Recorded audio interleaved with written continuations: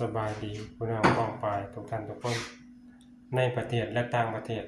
สวัสดีครับ ไปจริงเหรอกันนะพี่น้อง FC ทั้งหลายคน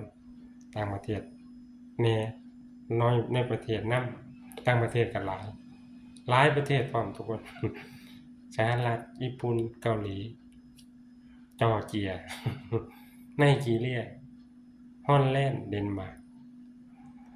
สวัสดีพร้อมๆกันมาเบิ่งกับข้าวเฮาคนน่ะบู๊กับข้าวเฮาต้มจืดซุปมะเขือเนื้อมะเขือแซ่บทะลุฟ้าเอิ้นเทวดามากินน้ำคือเก่าเด้อมาทุกคนมากินข้าวนำกันแซ่บๆโอ้ยบ่เว้าหลายใหญ่ห้างนะทุกคนมาหลายดอกแค่ตุ๋ยเลย